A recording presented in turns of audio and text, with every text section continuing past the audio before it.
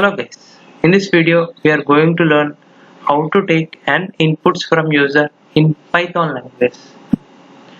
Generally, to take an input from the user, we are going to do int of input of enter a number. That means we are asking the user to enter a number which is of type int. Okay,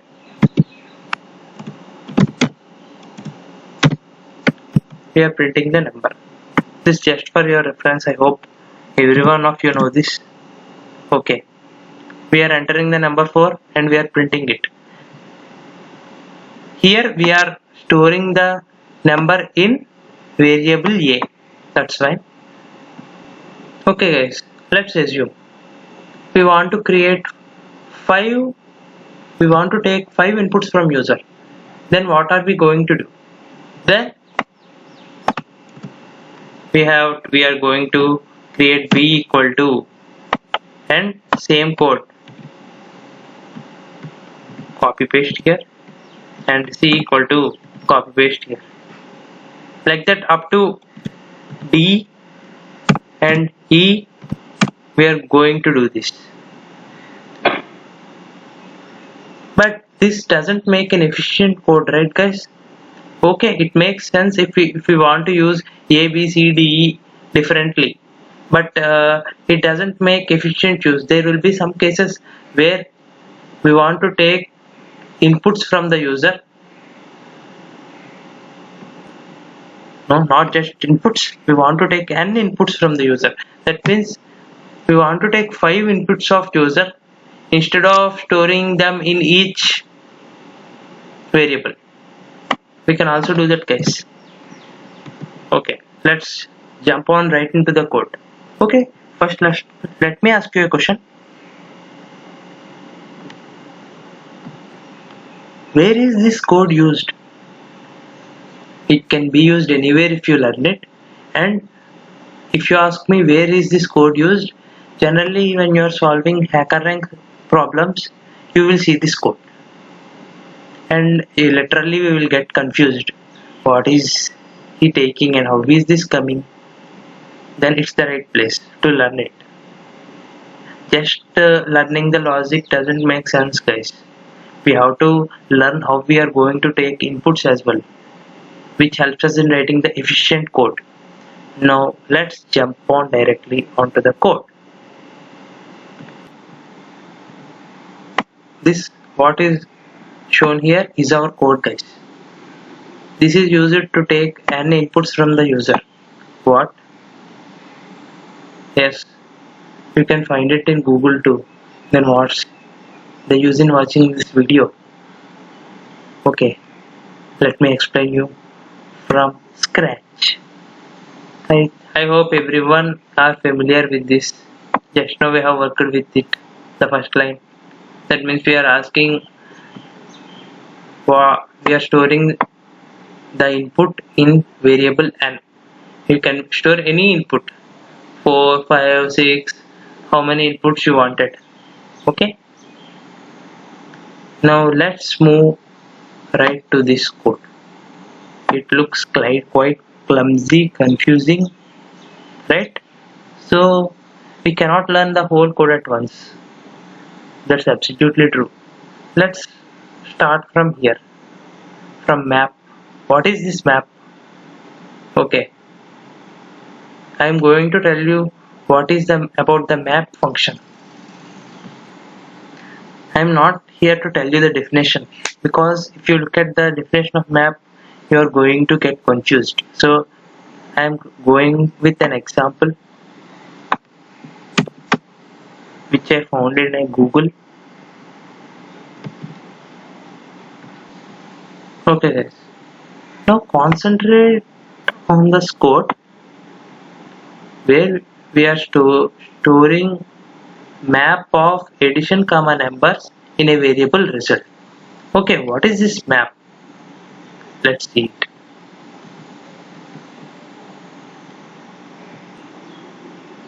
When I clicked on the map, it shows me map of function comma iterables. Function comma iterables. That means map is taking two parameters. First parameter is function and second parameter is iterables. Right? So this is a function and this is iterable. Right, guys? Okay. Function addition. We have defined it above. What is it doing? The function addition is taking n as a parameter and we are returning n plus n. That means if we take 1 as n, we are returning 1 plus 1, which is 2. If we are taking 2 as a parameter, we are returning 2 plus 2, which is 4. Okay. Let's see how we are doing it. Sorry, I told you the answer. Please don't mind. So just now we have learned what is this addition function doing. Okay. Now what is this numbers doing? We are passing the variable numbers here. That's what we think, but it's not a variable, it's an iterable. That means we are iterating through the numbers. That means first we are going to take 1, next iteration 2, next iteration 3, next iteration 4. That means we are taking these numbers as a parameter of addition. Here we are passing the first iteration. This numbers is going here into the parenthesis of addition function. Whole numbers are not going. After every iteration, the value we get is going there. Okay. Now let's print it. Okay. We are getting 2, 4, 6, 8. As I told you, each one is going here and it's returning 2. 2 is going here and it's returning 2 plus 2, 4. In this way. And why are we getting it in list? Because we have clearly written here list of result. That means we are storing this result in a list. I hope it's clear up to now. We have learned about map function. Okay, let's jump on to the code. If you know about map function, then you can directly learn the code. If not, it's for you. I'm commenting it again. Since we understood the map function, we can go directly into our code. We are assigning a variable array ARR, in which we are storing map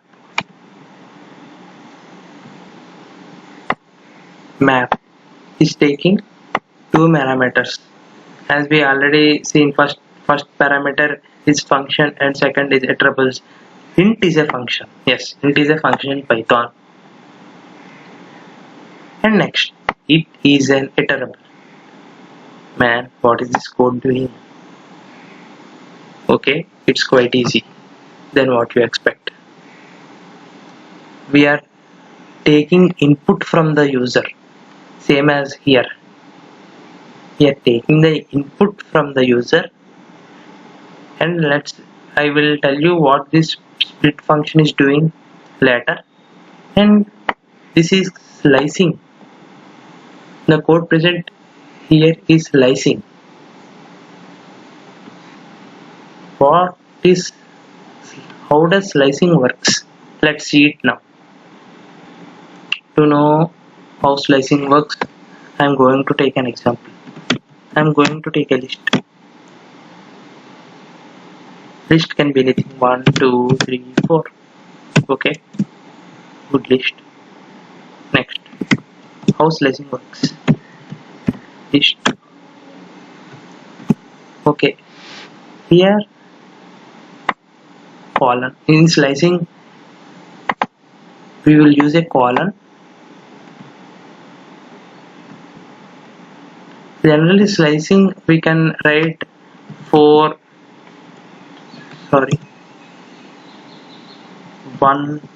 3 in this way.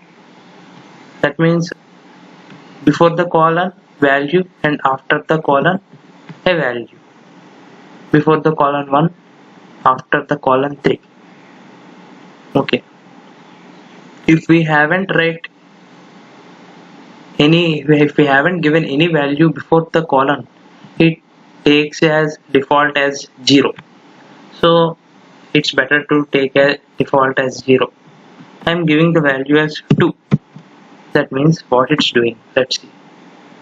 It's printing 1 and 2. Okay. That means this value and this value. It's giving us 2 values. Okay, there is lot way to learn slicing. There are so many ways. We are not going to go in depth to learn slicing.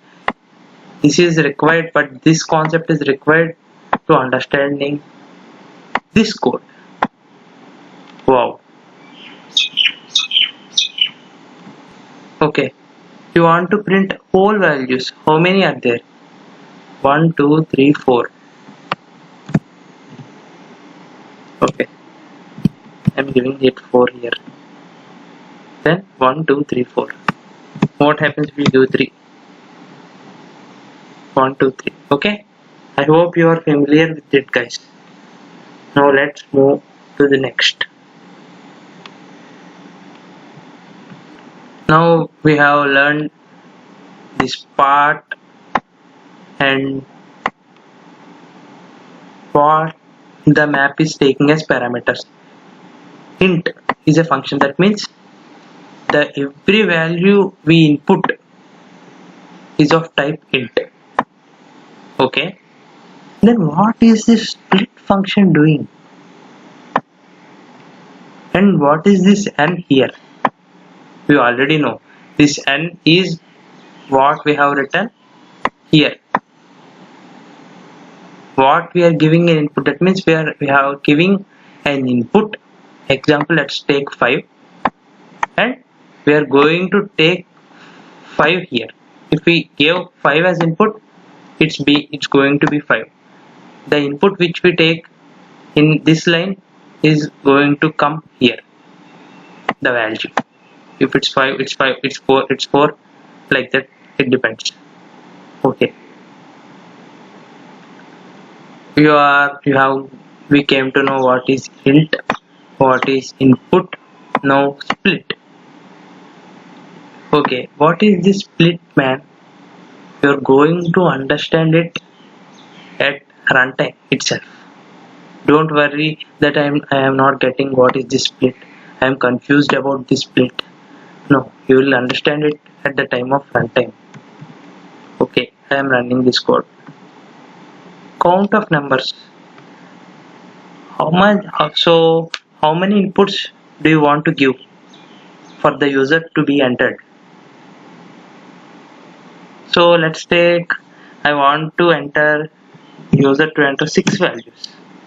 Okay, values, enter the values. 1. Okay, I forgot to mention, while entering the values, give a space between them. 1 space, 2 space, 5 space, 6 space, 7 space, 6, 9. 1 2 3 4 5 6. I have entered 6 values. I am pressing enter. Oh man, I got my values I entered. Okay, you might wonder, you haven't explained me about split function. I have already did it. The space which you give here is the space which we are taking in the split function. If we haven't given any space and run this code, what happens? 5. 1 space, 5 space, 4 space, 5 space, 7, and enter. We are getting an error. That means how are we going to give the input here is going to be in split function. Okay, assume we want to give input as comma. Okay, run it again. Count of numbers. Okay, let's take 4. 1, comma 2, comma 3, comma 4. We got the output. If you use it space here and give comma in the input, we are not going to get it. In this way, split function is used. How are we going to give the input? How are we going to take the input from the user? Is decided by the split. Okay. How are we are take in this way? We define variable array, and we are using list function to store values of the ARR. If you haven't defined, you might get a doubt. What happens if I directly print ARR? We can see it. Count of numbers. Okay, it's running.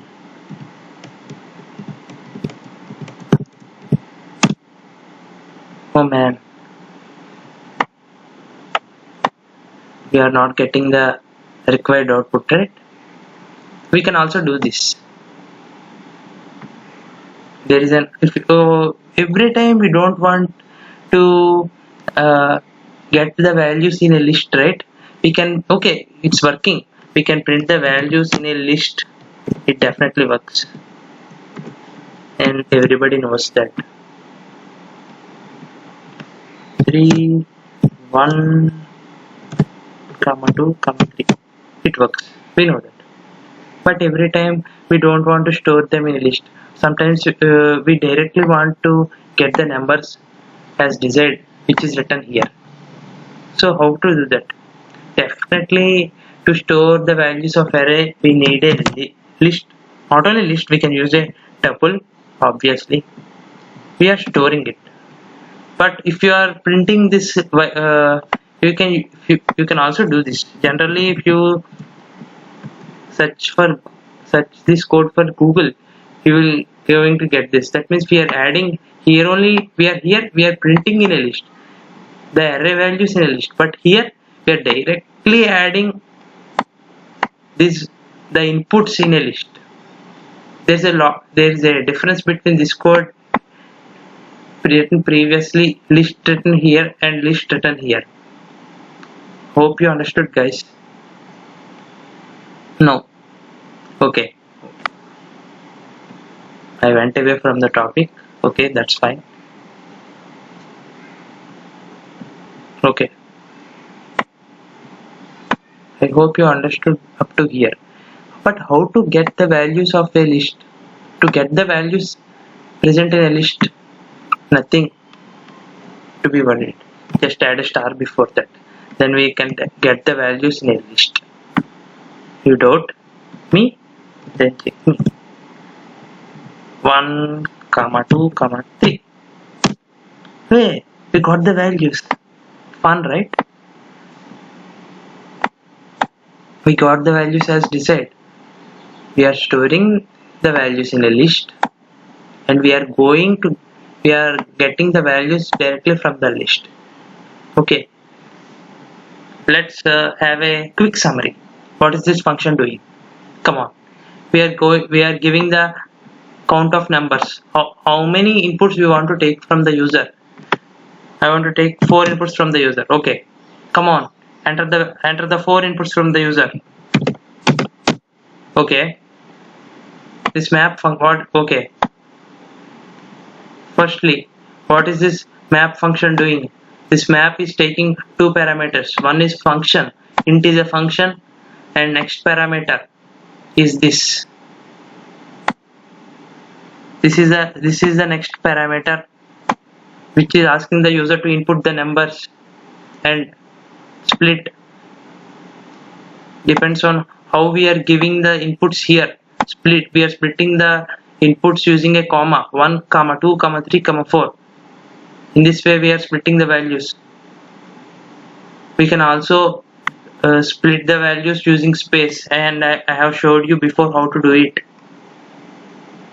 And how this is the slice. That means this n value is is the value count of numbers 4. We entered here. This 4 is going to come here after the input of 4. Okay, that's fine. Enter 1 2 3 4. These are the values we got here, and okay, it's fine up to here. But while giving the you want to check me? Okay, I gave take 4 inputs from the user, but I'm going to give some n number of inputs from the user. What happens in this case? See, you will definitely be shocked after seeing this. Man, I have given these many inputs, I have taken these many inputs from the user. No, that's why the n is used here. N is 4.